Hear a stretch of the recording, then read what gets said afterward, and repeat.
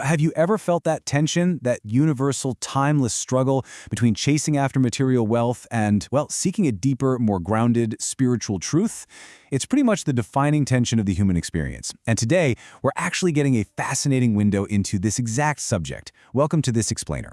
We're going to be diving deep into Surah Az-Zukhruf. That's the 43rd chapter of the Quran. We'll be looking closely at exactly how this ancient text navigates that profound friction between our earthly ambitions and the ultimate pursuit of divine guidance.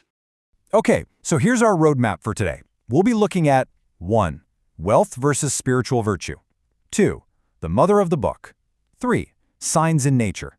4. The paradox of idolatry. And finally, 5. The danger of blind tradition. Let's jump right in. Section 1. Wealth versus spiritual virtue. The academic context.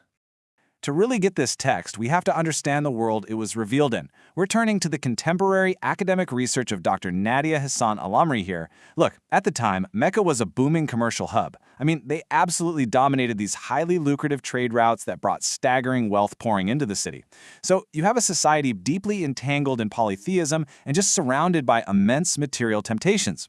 Dr. Al-Amri's research exposes how this surah offers a really sharp, direct critique of prioritizing all that worldly wealth over religious virtue. It highlights the core of Tawheed while simultaneously reassuring believers that they have divine protection. And what's honestly incredible is how seamlessly this bridges those 7th century struggles of early Muslims right to our very own modern battles against materialism today. It serves as this lasting moral guide. Real quick, to unpack this fully, we just need 2 terms in our toolkit.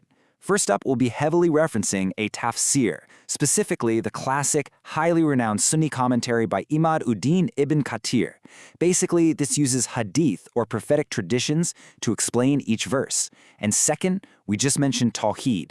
That is the absolute foundational Islamic concept of the oneness of God. Got it? Okay, having these definitions ready is going to fully equip us for the deeper theological breakdown we're about to get into. Section 2. Mother of the Book. Establishing authority. Notice these opening Arabic letters right here, Ha-Mim. By starting with these disconnected letters, the text immediately grabs the listener's attention. It anchors us to this ancient foundation. It's a profound opening, really capturing your focus before moving right into declaring the text's ultimate clarity. And that clarity? It is completely deliberate. The text explicitly states that it was revealed in plain, eloquent Arabic. Why? Well, according to Ibn Kathir's commentary, Arabic was the absolute most eloquent language for communication among the people at that time. It was chosen specifically so the audience could truly ponder, grasp, and deeply understand its profound meanings. It wasn't meant to be some obscured mystery.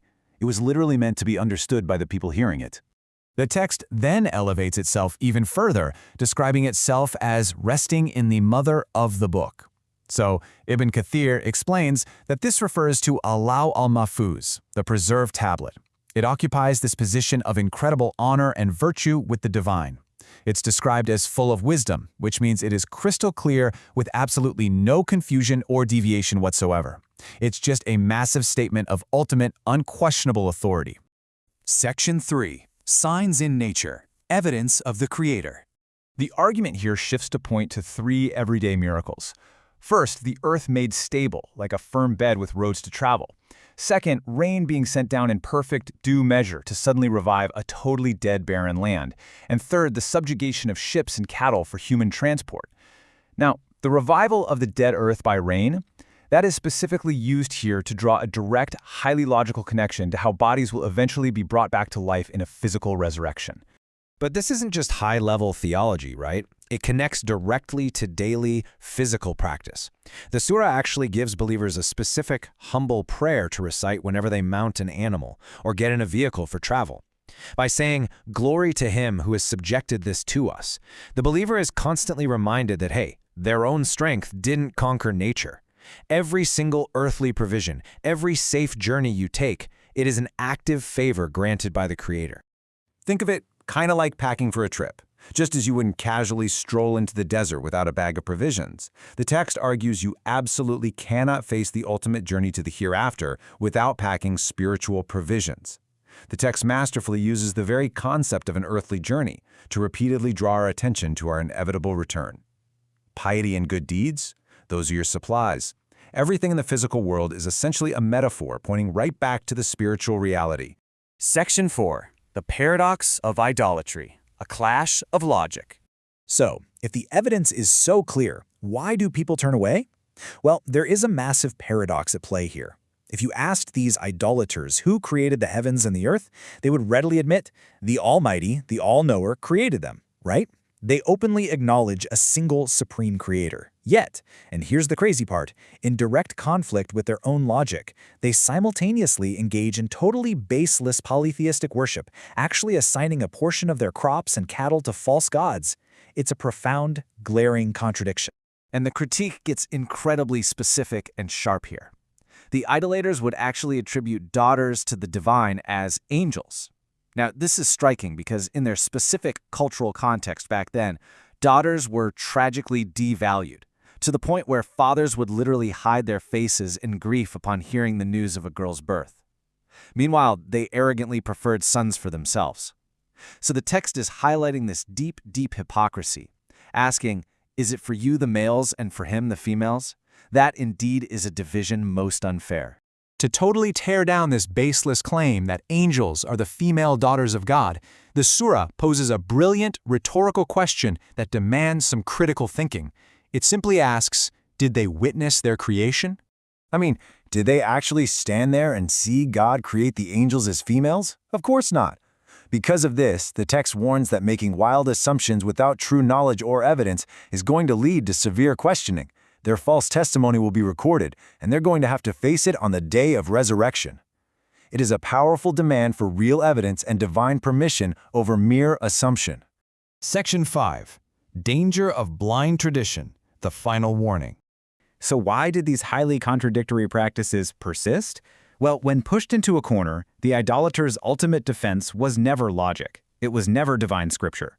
Their defense was simply, well, this is what our ancestors did. We found our fathers following a certain way. They were engaged in the stubborn, blind imitation of their forefathers' earthly traditions. Basically, they chose the comfort of what they knew over the undeniable spiritual truth that was literally being handed to them. The text categorically and fiercely dismisses this weak excuse. Ibn Kathir's commentary notes that they actually tried to use God's decree as an excuse for their ignorance, basically claiming that if God wanted, they wouldn't worship idols. The text responds incredibly sharply. They have no knowledge whatsoever of that. They do nothing but lie. It is a stark, heavy warning about the sheer danger of adopting societal traditions and material comforts when they directly contradict spiritual reality. As we wrap up this explainer, we can clearly see that Surah Az-Zukhruf isn't just some ancient historical document, right? It's a mirror. It's reflecting our own choices.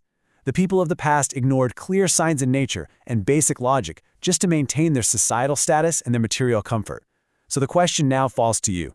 As you navigate your own life, are you actively prioritizing genuine spiritual grounding, or are you just blindly following the loud, material traditions of today's world? It's definitely a question worth pausing for.